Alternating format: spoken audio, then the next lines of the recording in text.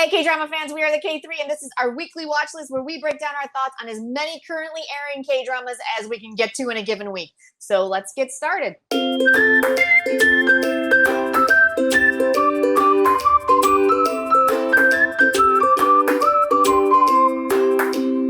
So welcome. If you are new to our channel, you have found the most fun K-drama hangout on YouTube. If you don't want to be spoiled, check the chapters below. You can scroll through to go to the show that you're interested in. Please share your thoughts. And if you want to come back to us, you can just check the chapters again and share your thoughts on the other shows that you've caught up with. It's super fun and super easy. And as we always do, let's get started with Monday, Tuesday.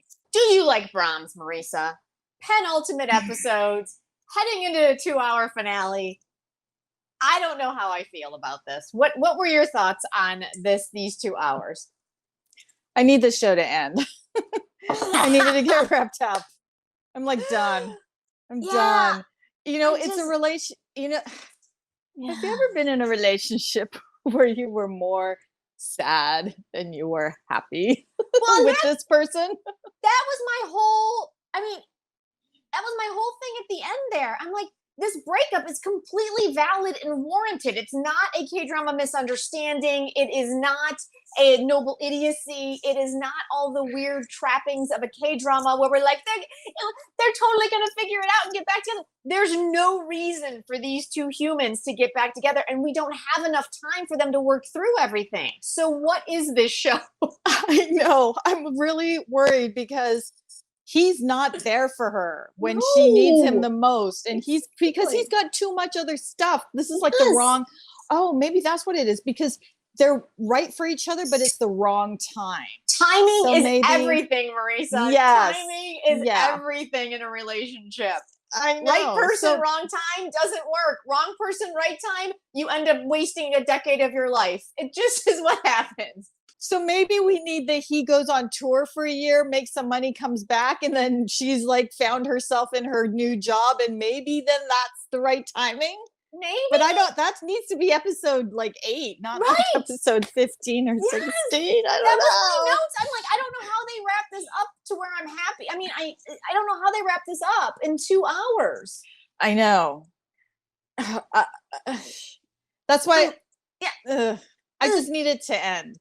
Yeah. But we're going to have thoughts after these episodes 15 and 16. Many thoughts. So, hey, you guys out there, we're starting a new thing where we're going to be doing 5-minute reviews like the day after. So make sure you subscribe, because as soon as that drops, you can hear all of our thoughts on that finale. And it's going to drop sometime Wednesday or Thursday. We haven't quite figured out the timing and production yet, but it's definitely coming out like pretty close right after the finale. So go ahead and subscribe, and you'll know as soon as our thoughts come out. It's very exciting.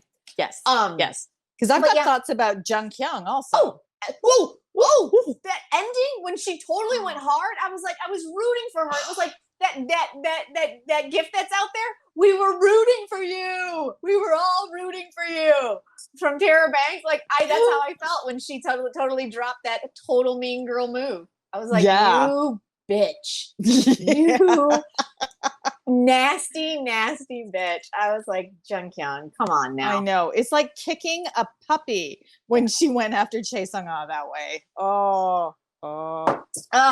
The one thing that did bring me joy, though, and again, going back to the writer, I will say this. It's very realistic, which I think maybe why it's not so satisfying. It's too realistic. Like, in the real world, all these couples are imploding and they're all going their separate ways, and that's it. And then they stalk each other on social media 10 years later. Like, that's literally all that happens, okay? So I was very happy to see Hyono actually get the job in New York, and I hope he takes it, and I hope he leaves. That's gonna be my one and only happy place on this show. Is what I'm saying. I know, but he's going to have to decide, because the assumption is that he's going to get the professor position because Jung Kyung betrayed her teacher, her professor, lost her mentor, therefore is not qualified. That whole hierarchy thing of getting ahead of questionable relationships, right? We have to just shout out how great Kil-hye-yeon is at being terrible as a human being. She's fantastic. She's fantastic. I swear that generation of professors, like the three of them actually. Oh, it's yeah.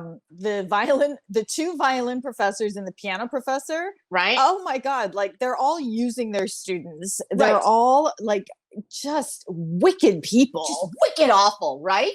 Just Yeah. terrible. I will say though that the passive aggressive weird standoffs that our two violin professors I know. have started to kind of bring me joy. They're kind of hilarious every time one starts.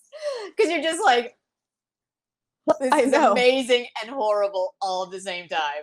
I know, but yeah, it is so awesome to see them like go at each other's throats in that kind of, with their handbags. Right. And they've always, yes, the handbag and then the Yeah. it's just so fantastic. It's so good. So yeah. And then our piano professor stealing Jun Young's piano piece. Yes. Yes. What That that? was What? Again, like I feel like this is deep in the show where how do we exactly resolve this, or was this simply to just implode our couple? Was that the only reason it was there? it's on track because Yeah. everybody is using Jun Young. And, Right. So it's on track for his character. What's interesting is that Jun Young told Jung Kyung, stay out of it, I'll handle it. And she still had to insert herself. Yes, she might have been in the right, telling the professor to sit down, buddy. Right. But So it's a lot of I have a lot of questions, which is why I need this to end, which is why I just need 15, 16. Exactly. I don't know how we're going to be satisfied, but I will say that I was happy to finally see Chae Sang-ah stand up for herself and make choices that go to her. I was a little disappointed that the reason she chose I was a little disappointed that the reason she chose to break up with Jun Young was because she was like, at least before, when people would walk all over me, I had my violin to make me happy. But now because of you, that doesn't even make. I'm just like I was a little hazy on. I wanted to be a stronger, like I love when she was like, I need to focus on myself, but then it became like this weird muddled. I liked just. I wasn't sure. I like she went back to kind of being like, I didn't mind being taken advantage of as long as I had one thing that I loved, which I kind of get, but I also kind of wanted her to kind of be a little bit more, I love violin and you are distracting me because you're not there for me. So I'm going to focus on that instead of it being this, I'm okay with the way people treated me until I met you. And it was weird for me. Yeah. Yeah. So hopefully who knows what's going to happen in 15, 16, but yeah, I'm glad that happened now. Yeah. I mean, because she has to, that was really, they're so sad though. Like when she came home and just like collapsed on her violin and it hit the floor, I was like totally woke me up. Right. But I was like, oh, this poor young woman, just all this shit just came at her at the same time. So, but I'm glad that she stood up for herself at least. Yeah. Now. Oh, yeah. That's good. I mean, it was nice. I loved it. But then the flip side is that I don't really think that Park Jun Young is a bad guy. He's just got so much shit piled on him that he just has no space to help anybody else out. He can barely save himself, let alone be a rock or someone that someone else can lean on. And that's just, you can't have a relationship when someone can't even count on you just to be still sitting at the coffee shop that you said you were going to be sitting at not 10 minutes ago. That's all I'm saying. Yeah. So clearly you have too many things on your emotional plate there, Jun Young. But yeah. I don't know, you guys. Tell us what you thought. Did you love it? Did it make you happy? Are you excited for the final two? Like, I mean, I'm excited to see what they're going to do with it. But I mean, how do we wrap this up in 2 hours? That's really where I'm at. Like, I just, Oh, show. Next up, Zombie Detective, you guys. Sadly, my week was a little crazy and I did not get to it. Marisa? Well, yeah, so it was good. It's interesting because, again, this is 12 episodes, not 16. Right. Yeah, so that I keep forgetting that. Yeah, so this was 7 or 8, 13 to, or / 13 to 16, but they solved the Santa murder. What? Yeah. And what's so that, K-dramas and their cliffhangers. Right? So episode 7 ended where it looked like our zombie, Che Jin-hyuk, what is his zombie name? It looked like our fake detective, Kim Right, Woo-young, Kim Woo-young, yeah. right, was actually the one who killed the little girl. So that's how 7 ended, because he was a bodyguard that worked for the family. Yeah. Oh. But episode 8, revelations, that wasn't the case, but they solved the Santa case. So now we have 4 more hours of, I guess, him, I don't know what, overcoming being a zombie. I'm not really sure. So you got his backstory, so that means, sounds like we got his full backstory in episodes this week. So then what do you do for the next 3 weeks, 2 weeks, 4 weeks? Because it makes sense that he became a zombie, because he had to avenge the wrongful death of this girl he was, who he was, tasked with protecting. Yes. Okay. Right. And he cared for her so much, and the family cared for this little girl so much that he could not leave this earth. He had to protect her, hence becoming a zombie, a raw chicken eating zombie. But now what? Right. I don't know what. Yeah. Interesting. Okay. But it was fun and it was good. And then, so we have our young woman, Kong Sun-ji, so naive, ends up in trouble, like big, bad trouble. And I'm like, oh, really? She's actually, she gets out of it, the zombie saves her. Or actually, she saves herself, and then the zombie saves her. Okay. But so there is always that kind of K-drama balance where you're like, God, how come the young woman always has to just blindly walk into scenarios? She's kind of smart. She should be smarter. That was kind of a okay. But still enjoyable. Okay. Was it as funny? It sounds like it wasn't as funny as the past couple of weeks. Oh, there was funny stuff in it, and especially Tae Hong-ho and Lee Jung-ok playing our. Oh my God, they're just ridiculous. They're ridiculous, and our detective Kim Woo-young hires them to follow someone, and they're just. There's this scene where Tae Hong-ho is just taking pictures, and his minion is like, oh, that's why he does squats. He's just with the camera.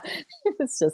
That's okay. It's I don't want it to lose its silliness, because that's really where where it shines, in my opinion. There's plenty of silliness. There's a birthday party for the nephew, the little boy that lives. With the dog. Aw. Yeah, and it's just with him and his friends, and then our zombie comes to the birthday and ends up having to cook the meat. There's a lot of it's funny because does the brother-in-law figure out that he's a zombie?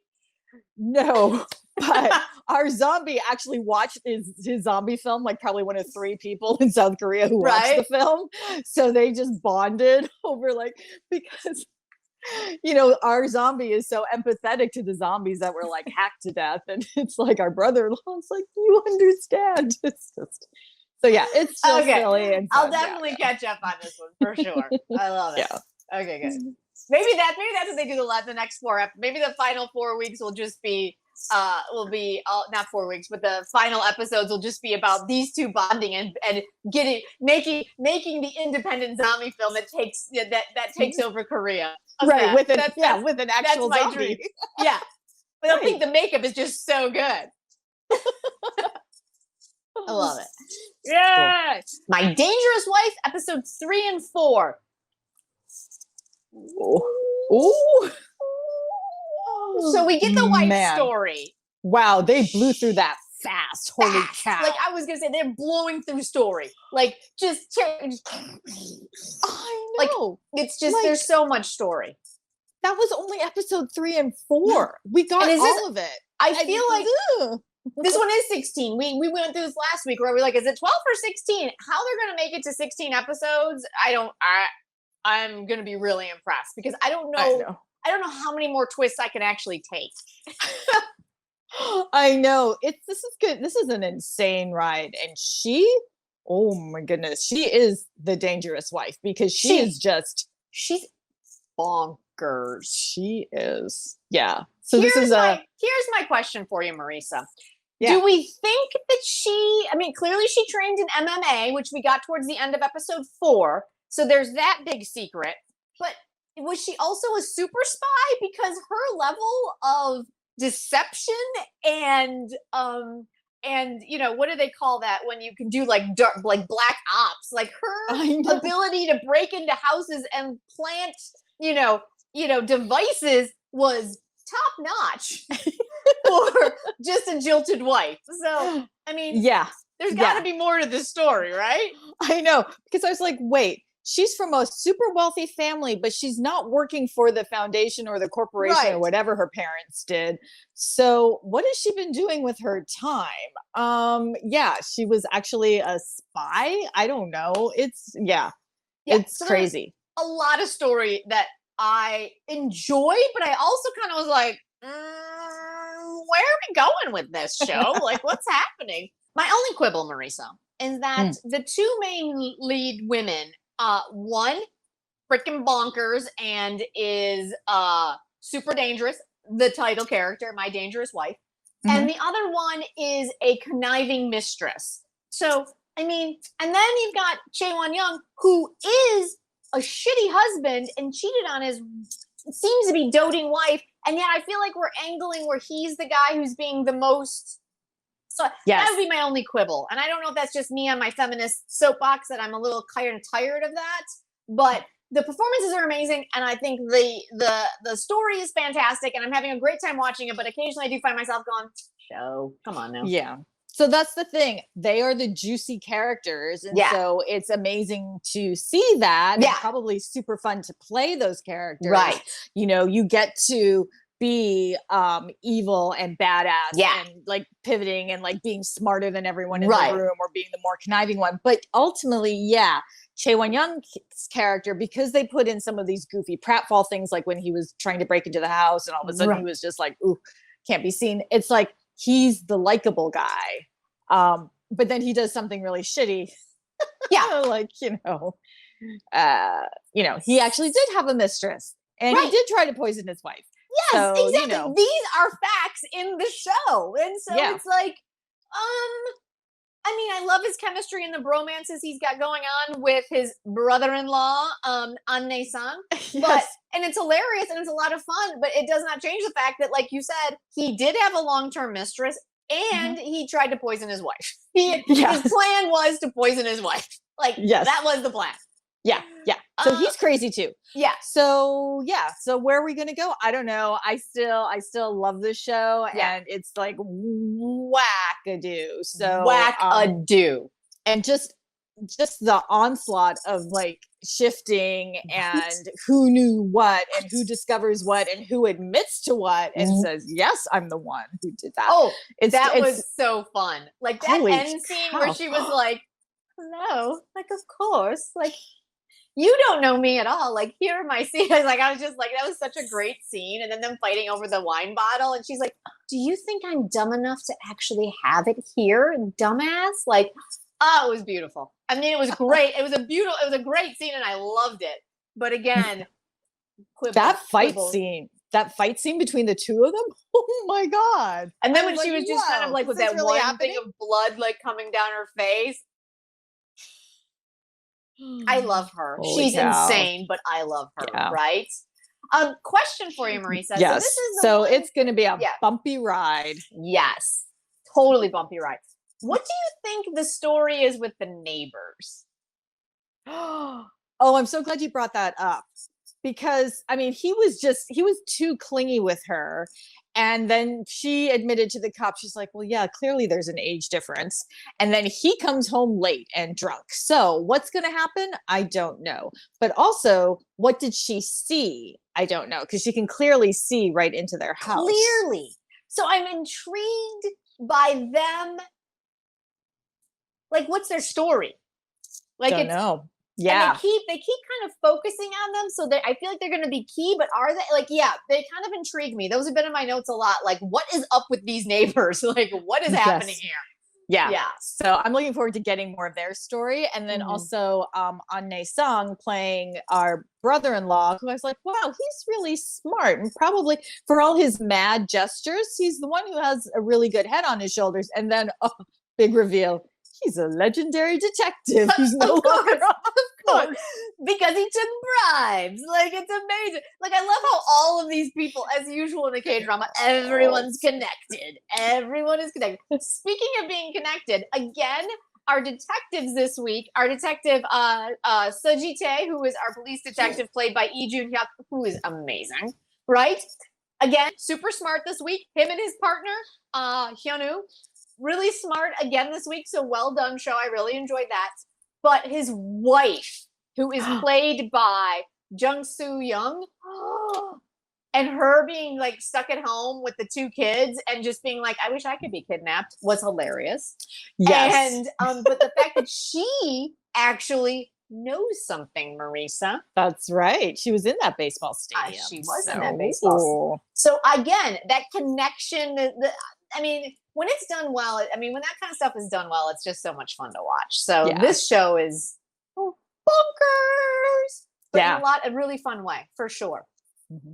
Yeah. All right, you guys. That was Monday, Tuesday. What are your thoughts? Which ones are you watching? Let us know in the comments below. Moving on. Wednesday, Thursday. Private Lives. We got episodes 3 and 4 this week. We finally get a little bit of the backstory on Lee Jun-hyun's character, so I was very happy with that. What did you think this week, Marisa? I love this show so much. I love the style. I love that it focuses so much on Cha Ju-yoon, played by So-yeon. I love her outfits. I love how she's being toyed with. Mm-hmm. And she's trying to like get on top of it to figure out what the hell is going on. Yeah. But I'm confused. Right? Okay, so it's not just me, because I was like, okay, all right, show. No, okay. So Lee Jung-hwan has his own detective agency, but he's actually a super secret spy for a corporation. But when he was posed as a guy who's working for the corporation when he met her, but he was actually showing up for the wedding because he was actually going to marry her, but then he got chased by someone, and then you've got Kim Young-min, whose character's name is Kim Jae-wook, which is hilarious to me.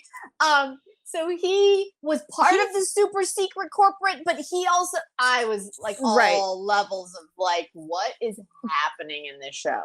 But also because K-dramas are never linear in terms of timeline, they went forward and back and here a little forward, then way back. And I got lost. So lost. Thank you. I'm like, did that say that? What year did that say?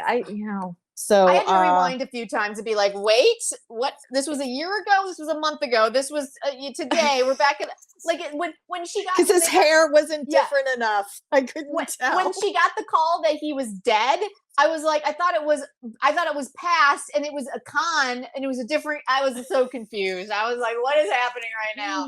Like, which documentary is it? I'm like, what is happening? I know. And then the other thing that's confusing me is like the character of Edward, Kim Jae-wook, because he was partnered with our bad girl, Bokji. Can I just say how much I love her? Like, she is. I have second lead syndrome in the girl department because I love her so freaking much. I thought she was one thing. I thought they had drawn her a certain way. And then I guess it was episode 4 with her tell and her just some of the wacky comedy that they were doing with her and So-yeon. I was like, I am loving her so much. When she rolled into the spy detective agency, I was like, when Cha Jun-hyun rolled in and the music kicked in and they were both looked at each other and she leaped behind the couch. Loved it. That was good. So I do have second lead syndrome with her this time around. So anyway, I love the style of the show. Like the animated open, it's very James Bond. It's just it's a slick show in that way, and it's just like it's really fun. Yeah, it really is. I would have to say, kind of going off what you'd said earlier, I just need a little bit more Go Kyun-pyo. Yes, for sure. Yeah, for sure. We unfortunately know that his mother passed away, so he was not available to film for a little bit. And so that was probably why we didn't get very much of him in episode 4, I think it was, when they finally gave him the big intro in episode 3, which was great. And it gave me all the stuff that I wanted. And so, I mean, unlike you, so this becomes a little bit of just unlike you, when it focuses too much on June, I get a little distracted. Like Oh, really? I'm not enjoying it as much when it's all on her. I think I'll enjoy it. I enjoy it more when she interacts with some other of the other characters. I don't know what that is. I don't know. So yeah, because I like her. Yeah. I hate her mother. Oh my god, I wrote that down. Mom is so random. She's so random. She is cold. Man. She's very Holy cold. cow. But yeah, and also really random to me. Like she just kind of pops up and is like, but then she shows up secretly to the wedding. Like, yeah, like it's this weird. Yeah. And she wants to track Lee Jung-hwan down. Right. So yeah. But no, I like So-yeon a lot. So I'm enjoying all of her in it. And her fabulous clothes. She does have style for sure. I think that's just what it is. I think Kim Hyo-jin is just so much that sassy girl that I think I'm just more drawn to her. So maybe that's just what it is. But I do love the chemistry between So-hyun and Go Kyung-pyo. I just need more of that. I need them to now meet as equals, and I'm going to be super jazzed. I think that's going to be a lot of fun. Yeah, and I agree. We need more of Kim Hyo-jin playing. Yeah.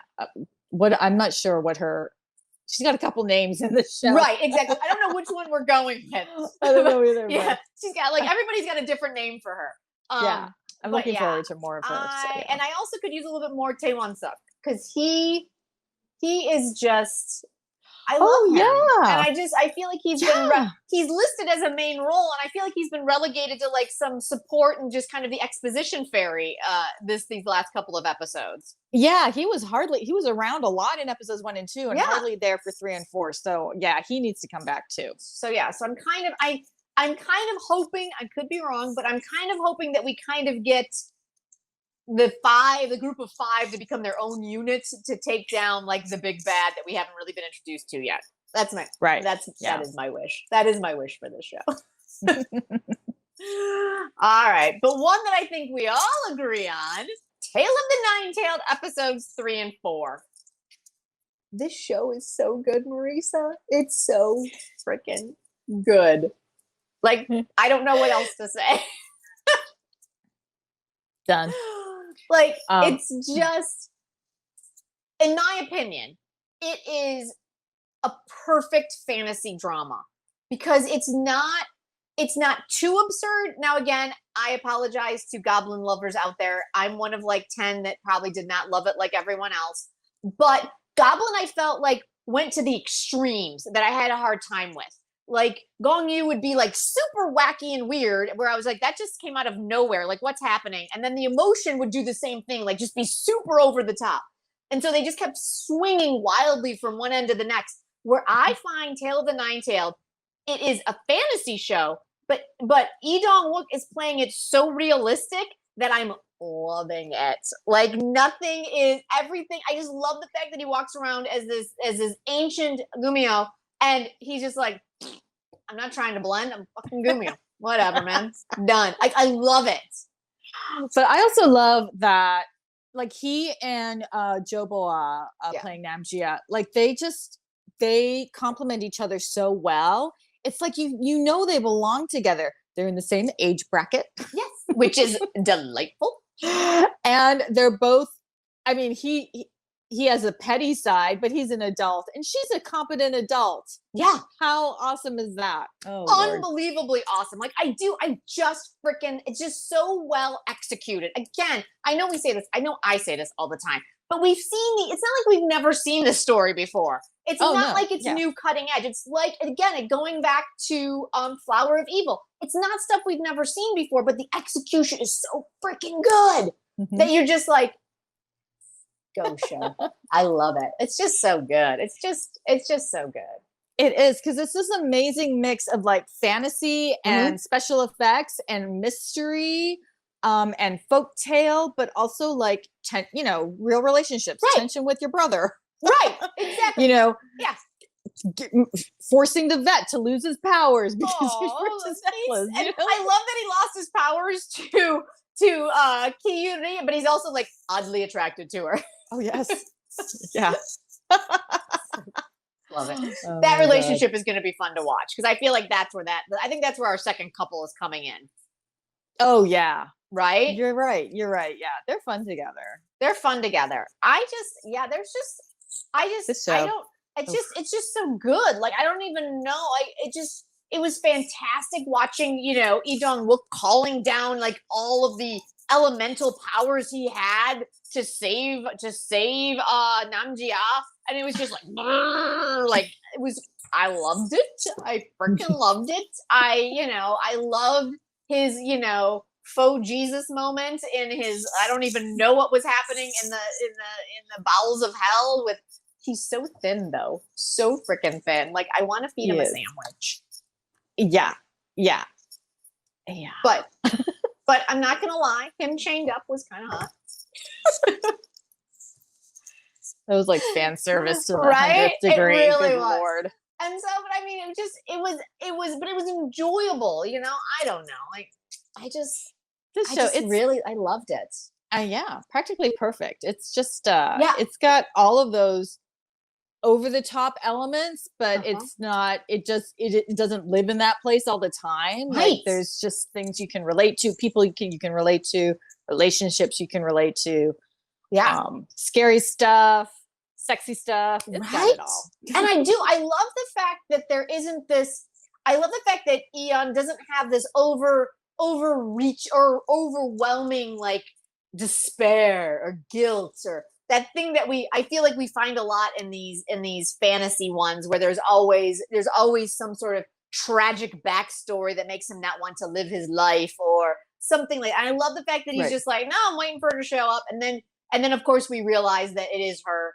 But I love the fact that we've got kind of a cross between Beauty and the Beast happening and Rosemary's Baby. Like, I was like, what fantasy are we going with here, people? Because she cried like just at the end of Beauty and the Beast, and the one tear, and she makes whatever block on the bead emanate. Right. And then we've got the creepy basket. Oh my God. Like, oh Jesus Christ! Like, what is happening over there? So yeah, it was so good. I was gonna say also his god complex is not out of control. Like, it's not like in Hwayugi where it was just like exactly too much. Yeah. That's what I'm saying. They're like walking that line just perfectly. They really are. And mint chocolate ice cream.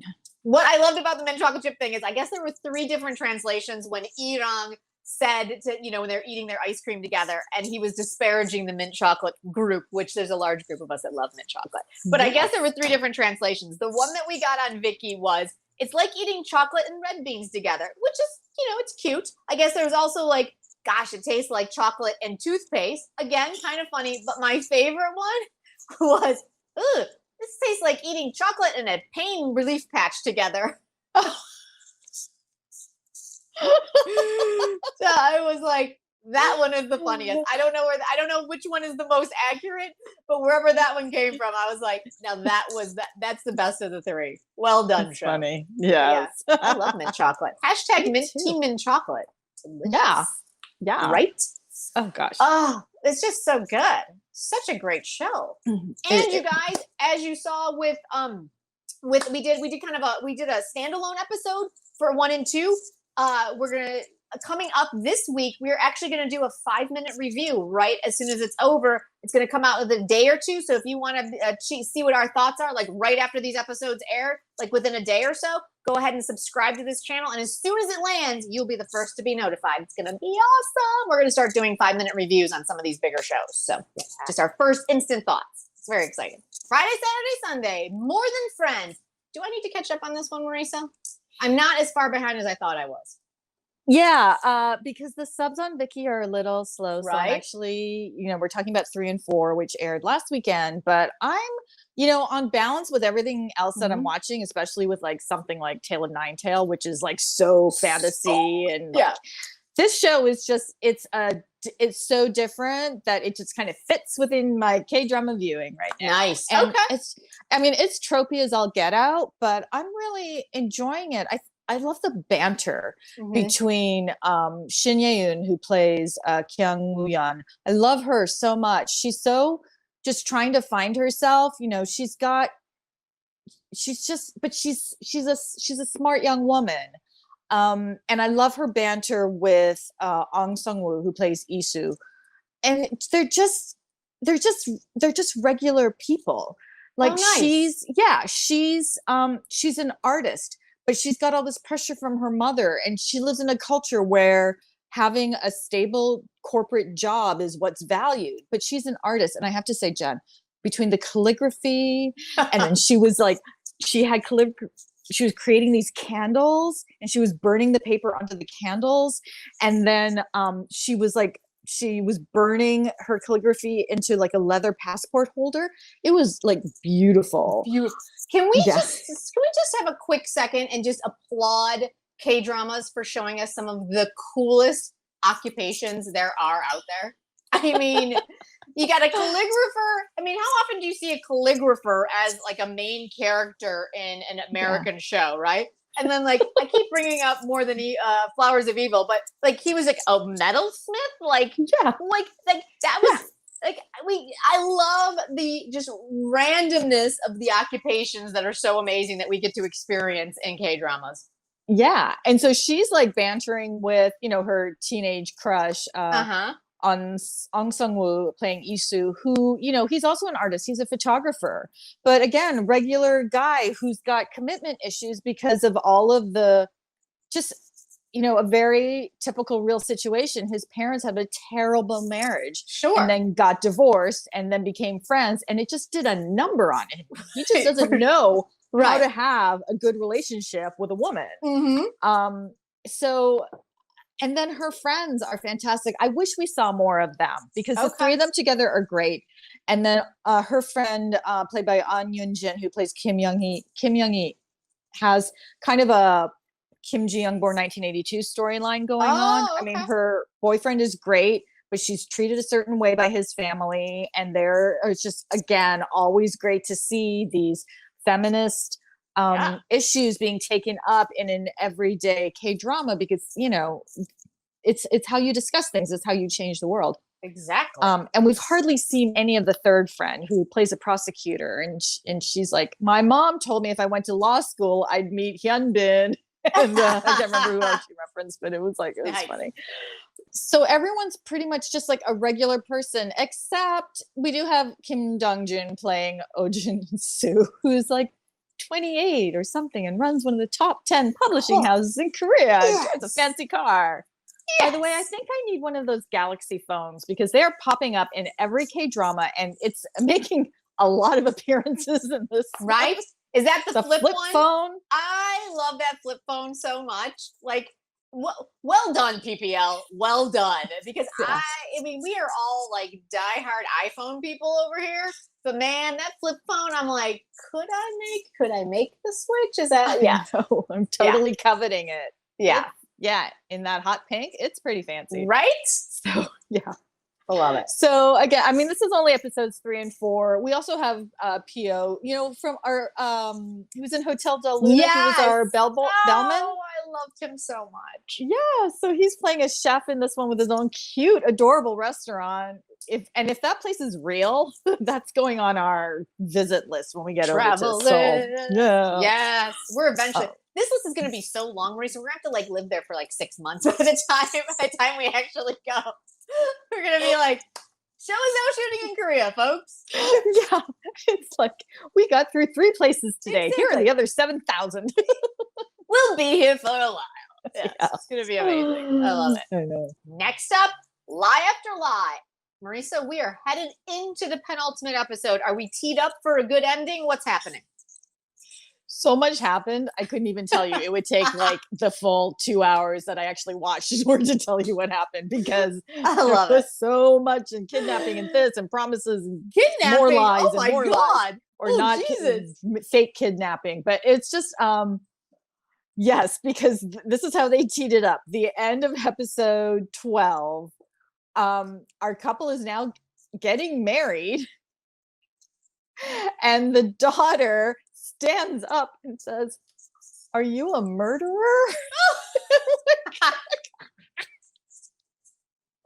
It's fucking hilarious. I love it. I love it. It is so over the top.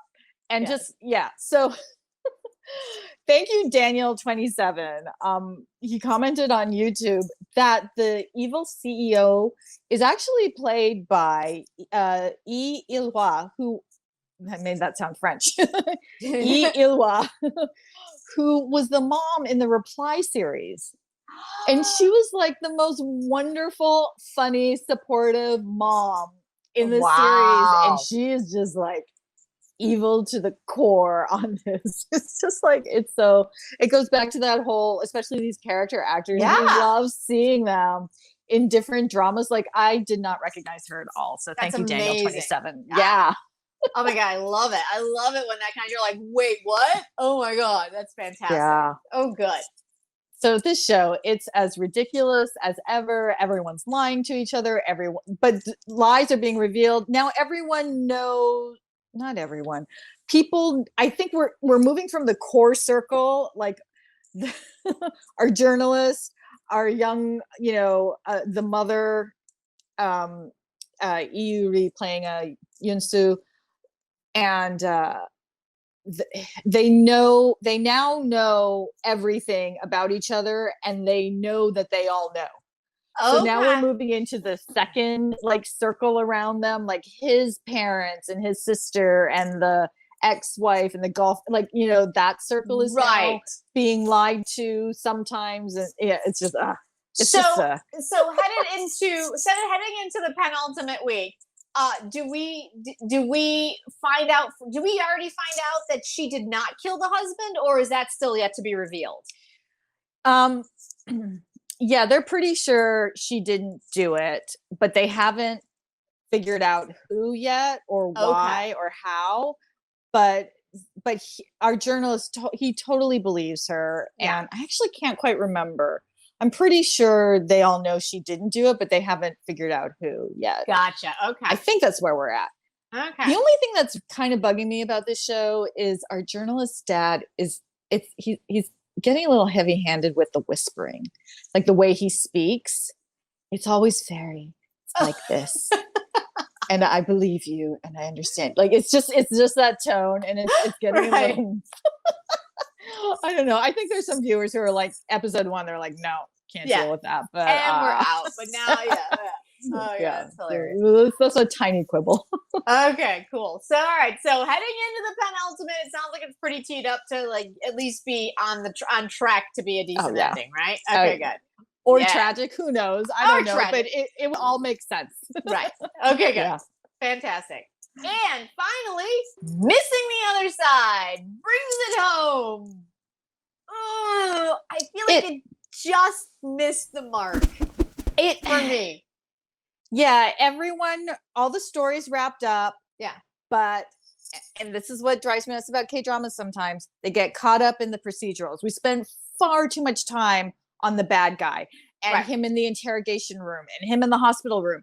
Don't care. We don't know who he is. He's not the story. No. So that was such a bummer, because then they wrapped everybody else up. And then Thomas's backstory got a 5-minute monologue and then a close-up at the end. I was like, show.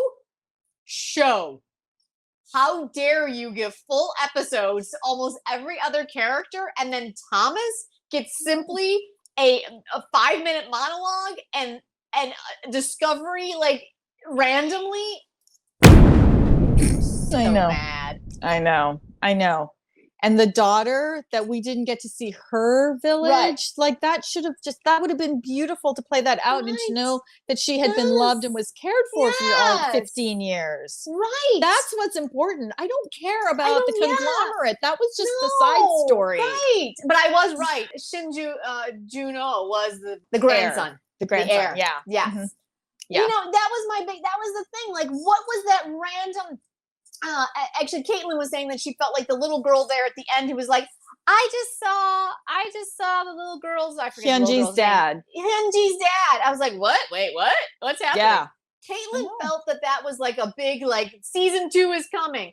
I mean, I'll take a season 2. I enjoyed I enjoyed these worlds that they built, and I enjoyed kind of seeing what happened. But man, show, you don't drop something like that with like 30 seconds left to go. Like, that's not satisfying. Had it been Hee-ju and he ran into her, and that's how he discovered that she had actually died, or that would have been satisfying. But just some random dead little girl playing soccer who runs off into whatever world they live in through their portal. I was like, show that no.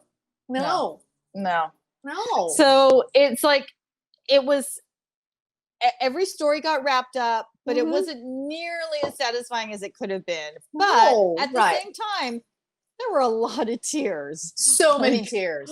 Yeah, like I was chatting with Jessica R on Instagram because she was like, they told me, like us, the KThree, they told me it was an OCN show that it doesn't have happy endings. We tried to warn you. We tried to warn you all. We were holding out for a miracle, but we all knew when it says OCN not to expect it. Yeah. So yeah, but I mean, it didn't have to be ending, and it it kind of was glancingly satisfying when it could have been so much more. If you had like literally just jettisoned the story of the bad guy who was murdering people for decades. Like, I mean, you could have easily taken up that time with Jung Won-suk running Thomas. Absolutely, I will die on that hill that Thomas was completely shortchanged in this story. Like, the close-up at the end, the only thing that would satisfy me is if he came back in season 2 because they didn't actually find his body and there was some other story about the blonde hair. That would be the only thing that would absolutely satisfy me. But you could have totally had, getting towards the end there, as Jung Won-suk has been looking for his daughter forever, and then they drop this bomb that there's other villages, so that's why he hasn't seen his daughter. But if he was to see his daughter and then be able, like he's been able to do for all these other kids, be able to connect the dots and have a moment with his daughter, I mean, that would have been beautiful, and I would have been so satisfied. It would have been, because we spent like half of our last 2 episodes with Kim-wook and his mom, and we already knew the story. We'd already, like, I don't need like 4 crying scenes between the 2 of these characters. We've already seen the growth between, like, why? Why are we wasting time here? We know. I'm so frustrated. Because you guys know how much I love this show. I love this show from the beginning to like the very end. And I just was like, it was just rushed, and it was just, I was just super bummed. Right. That's the thing. It was such a bummer because they were so close. Like, they had it in their grasp. It was right there. It was right there. Yeah, it could have been a series of home show. Yeah, you had one job. I know. It could have been a series of home runs. Instead, you kind of got to second and third base for a couple of the stories. It was just. I will say that our star-crossed lovers almost stuck the landing for me. Oh my I thought that it was a pretty satisfying ending. Heartbreaking. Heartbreaking. Sobbing heartbreaking, right? The only thing that would have like made it a completely satisfying bittersweet ending for me is if he would have been able to even see her once. Yeah, like in Ghost. Yeah, like just talking through Whoopi Goldberg. Yeah, like would have had a hug. Yeah, like something would have. I just felt like after 12 episodes, I don't think the show would have. I don't know what the word is. Not like cheated us, but I don't feel like the show would have betrayed its bittersweet ideology by giving him just one moment for them to see each other before she transitioned. And that was that was the big miss for me with those 2, but their story was just heartbreaking from the get-go because you knew it was not going to end well. Right, because you have to, I mean, how can he really be okay, because he knows that she died because of him. Right. You know, because they were searching for him. So that would have just buttoned up that storyline so much more. Just like that, just romantically. Even if it was just one, just as she was dissipating, they just happened to see each other and be able to, like, 사랑해 or something like that, right? Like, just something. Yeah. Would have been perfect. But show. So close. So close. But overall, just a beautiful storytelling for, I will say, 11 and a half out of 12 episodes, right? Yeah, Just you know, these actors, I love Ho Juno, who played yes. you know, Oh, Mr. Jang, you know, yeah. every time we see him, and to see him not play a Ruthless bad guy. ruthless, yeah, where Yeah. did we last see him? Oh, Kingdom 2, right? And then also Yes. Oh, Designated he was Survivor. an amazing zombie in Kingdom 2 though, with that flowing hair I and know, and the thing out of his back. That was great. yeah, it was great. Yeah. So to see him in this role where he was a little like, you know, how should we describe him? Kind of, He was just good natured. I don't know he how was, yeah, that was pretty much how I will say one of the more satisfying pieces of the ending was the fact that the trio goes through I'm sorry, oh, Kimuk, Lee Jung-ah. I loved her. I would watch yeah, her again in season 2. She's like a ghost hunter. I would love it. I would freaking love it. she's fun. And then Jung Pan-suk. Those three together, him becoming the fourth musketeer. Like I That did was great. enjoy. That was very That satisfying. was really great. So And yeah. I love So Yoon Soo. I love every Yeah. show she's been in. She's Mhm. really enjoyable and fun, and I can't wait to see her again because she's, Yeah. you know, Absolutely. She's just a great actress, and I She really really is. enjoyed all of she. And then, of course, Thomas. Thomas was played by Song Gung-hee. He was our little prince in Mystic Pop-Up Bar, and now he's here, and I loved him so much. And a new revelation for me, and I haven't seen much of his, is Ha Jun. He was so Yeah. good as Detective Shin Jun-ho, like so good. Yeah, like he can handle a lot of heavy lifting. So he was very good in this. He brought definitely a darker, more like heartbreaking element to it.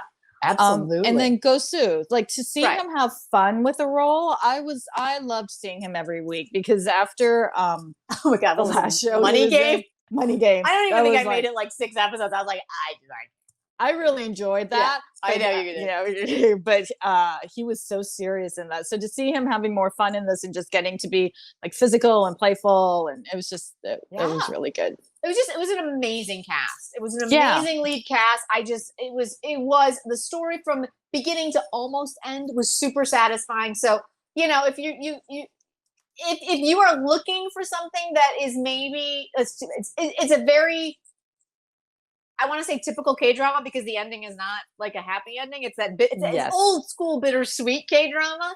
Yeah. This is definitely a good one. I highly recommend it because there's a lot of really great moments up until Yeah. So yeah, missing the other side. I mean, we loved you. We loved you a lot, and then we liked you. Yeah. But yeah, there's a lot to recommend this show. So much overall, to recommend. Yeah. Just know that you're not going to get those great, in my opinion, or our opinion, just not those great, like super satisfying moments where you're like, okay, I can let this one go. Yes. But what will give you satisfying moments is our top 3 moments of this week because they're all from the same show. Oh, yeah. Because really, how do you choose just one, Marisa? You cannot. No. So Tale of the Nine-Tailed. It's just the visuals and the tension. So good. So our number 1 moment this week is from The Island, the Fireflies. Just beautiful how he calls them and then they lead him to Namjia. And I loved where he originally just calls to the elements and then nothing happens and he's like, really? Really? Nothing? And then all of a sudden you see 1 firefly and then you see 4 and then you see gorgeous. And then like the like march of the fireflies. So are fireflies a thing in a lot of Korean mythology? I mean, that Hotel de Luna was like a major firefly. I mean, that poor firefly hung in there for thousands of years. Yeah. So are these souls that are just, you know, oh my goodness. I don't know, but it was gorgeous. Beautiful. The CGI on that was just amazing. Yeah. And then moment number 2 is the twins. Oh my gosh. They So were creepy. So terrifying. Creepy. So terrifying. I know. I was like, wait, she can see ghosts now? Yeah. But just, you know, because it's always like very Stephen King when you got 2 you got 2 twin little girls banging. It's like, Oh yeah, banging and then under the couch and then here and there. And oh my God. When they came out from under the couch, I was like, dear God. Yeah. Yeah. It was so good. And then moment number 3, is this the first time we saw him as the fox, as the GUMIHO? I think in full regalia. Yeah. Yes. All his 9 tails, when he, becomes the mystical creature that he is in order to save Namjia. And calls down all the elements. I was like, that is amazing. I know. Because, you have to put out threshold you can't cross. But then he takes out the shaman. Oh, my goodness. Oh. It was just... And I loved... And this is what we said when we kind of like reviewed it. I love the fact that it's not even like a big deal. He's like, you've served your purpose. Go. And like, it's just... it's not even like a big epic moment. Like it was an epic moment to us because it was so like, quick and done. But he was like back into the earth, moving on. Like it was just so fantastic. I love this character so much. And that scene was just everything. I think it would just encompass everything I love about this show and this character. Yeah. Yeah. DongWook as like this mystical creature is just like, you keep saying he's born to play this role. It's like, my God, yeah. Right?